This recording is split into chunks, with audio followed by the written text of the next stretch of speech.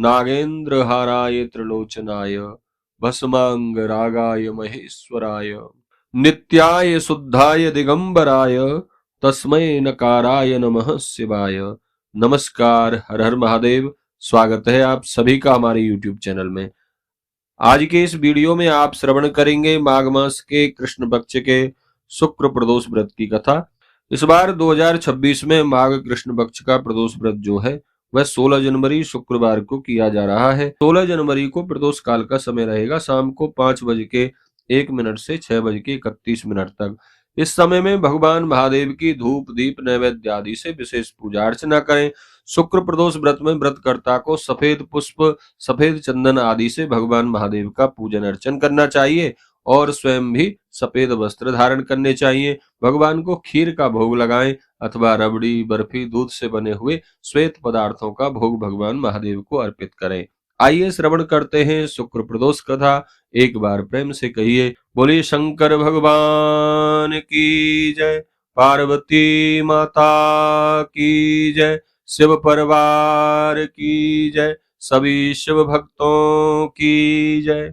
बंधुओं, आदरणीय श्री सूत जी महाराज सौनक आदि ऋषियों को शुक्र प्रदोष व्रत की कथा सुनाते हुए कहते हैं, ऋषियों, शुक्र प्रदोष व्रत की विधि जो है वह सोम प्रदोष व्रत के अनुसार ही है।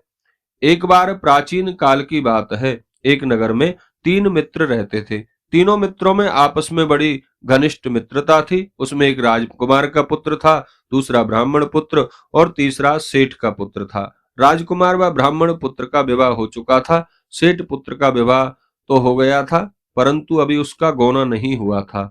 एक दिन तीनों मित्र आपस में स्त्रियों की चर्चा कर रहे थे।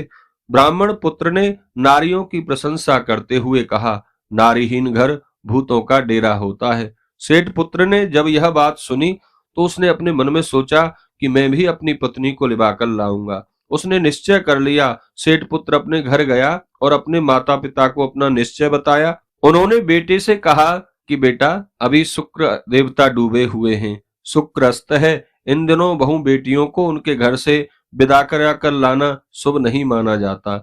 अतः जब शुक्र देव उदय हो जाएं, तब तुम बाद में अपनी पत्नी को विदा करा कर ले आना। लेकिन सेठ का पुत्र अपनी जिद से जरा भी टस से मस नहीं हुआ और अपनी ससुराल जा पहुंचा। सास ससुर को उसके इरादे का जब पता चला तो उन्होंने भी उसको बहुत समझाया, लेकिन वह बिल्कुल नहीं माना।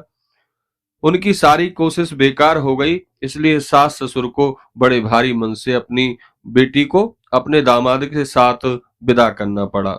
अपनी ससुराल से विदा होकर दोनों पति पत्नी नगर से बाहर निकले ही थे कि उनकी बैलगाड़ी का एक पहिया टूट गया और एक बैल की टांग भी टूट गई।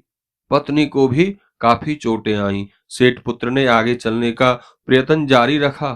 तभी डाकुओं से भेंट हो गई और वे सारा धन धान लूट कर ले गए। सेठ का पुत्र पत्नी सहित रोता पीटता अपने घर पहुंचा, लेकिन जैसे ही वह अपने घर पहुंचा वहां पर उसे सांप ने डस लिया। उसके पिता ने बहुत से वैद्यों को बुलाया।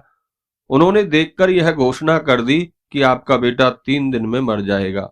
उसी समय इस घटना का पता जब ब्राह्मण पुत्र को चला तो वह सेठ पुत्र के यहाँ गया और उनको समझाया कि आपके लड़के के जीवन में ये सारी विघ्न बाधाएं इसलिए आई हैं कि आपका पुत्र शुक्रास्त में पत्नी को विदा कराकर लाया है।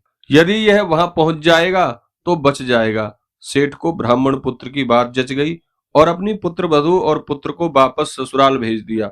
वहां पहुंचते ही सेठ पुत्र की हालत धीरे धीरे ठीक होनी आरंभ हो गई। तत्पश्चात उन्होंने शेष जीवन आनंद पूर्वक व्यतीत किया और वे पति पत्नी स्वर्ग लोक को गए।